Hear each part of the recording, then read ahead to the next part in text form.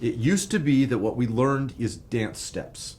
That, okay, there's going to be a new kind of music you've never encountered before. I'm going to teach you how to dance to that music. Now the music keeps changing and you actually have to be able to adjust on the fly. That's a completely different skill set, and it's not one that the world has ever asked of the church before. You have said in the past that you think that churches need to embrace innovation because the church as we know it is calibrated for a world that no longer exists. That's right. So it sounds like you're saying that the church is a little stuck in the past?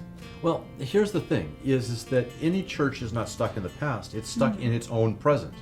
And so what happens is that churches will create their programs for the entire people that they have at the time.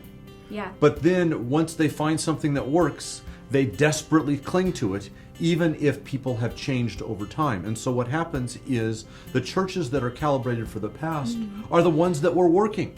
It was totally working in the past. Now things have changed and it's hard to keep up. And it's really hard to let go of something that was once working in order to embrace something that may or may not work. So I get why it's happening, but it's a very, very common problem. Yeah, there's always going to be some loss involved with that of something that people really valued. So where are some of the places that you often see this disconnect between what the church is currently doing and what the world really needs? Sure. There's two ways in which innovation, or in which churches find it very difficult to adjust. The first is when they have been very successful. So if a church was filled with people in the 1970s or 1980s, it is likely that it has a hard time being filled with people today.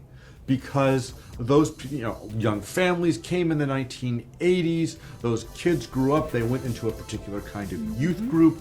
All of that looked like it was calibrated for 1986, and that was very cool.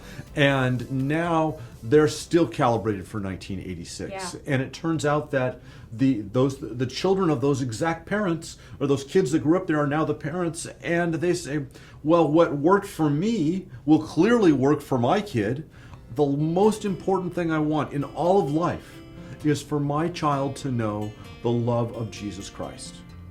Can anybody disagree with that? Of course not. We all agree with that. Absolutely. And then they look at their own life and they say, the way that I learned about the love of Jesus Christ is by I went through this kind of a youth group and this kind of a program in this kind of a way in this kind of an era. And so if it worked for me, I'm sure it will work for my kid. Now, if you actually say that to a parent, they will say, well, of course I understand my kids are different. But really, they're actually not. And then they will tell you about, and we all understand that. So one kind of church is the kind of church that's been successful. The other group that has trouble with change is the kind of church that is just clinging to life. That they have a lot of older folks who care deeply about the gospel and care deeply about each other. But it feels almost overwhelming to them to think about how would they adjust to a world that they feel a little bit disconnected from. Yeah. And so those are the kinds of churches that typically have trouble with adjusting. I also think that there's still probably people who would say, well, this isn't a new problem. I mean, churches have always been a little bit slower to change than our culture. Some people would also say that there's some good things about that. And what is it then about this present moment versus in 1986 when some of those churches were really succeeding that is calling for a bigger disruption to the status quo? Sure. Part of what's happened is that we in the church, our very credibility is tied to continuity with the past. We will never stop saying Jesus is Lord. We will never stop reading 2 Corinthians. We will never stop loving our neighbor as ourselves. So our entire credibility has to be rooted in the continuity with the past. So there's some really good reasons that we don't want to change too quickly, because we don't want to become untethered from the very thing that gives us credibility. And for thousands of years, that has worked for us because the pace of change has been such that what's happened is that, let's go back to the Industrial Revolution. And at that point, the churches could look around and say, we're not sure what to do. And they could just take a deep breath and wait for someone to figure it out, and then they could copy. So it was we'll call that the wait and copy strategy. And that worked great when you had a whole generation to figure out change. All the scholars that you're going to read are going to tell you that starting in the 20th century, change started to accelerate. Nowadays, the pace of change is such that they would tell you that every 7 to 10 years, something major has happened enough that the church has to respond to it.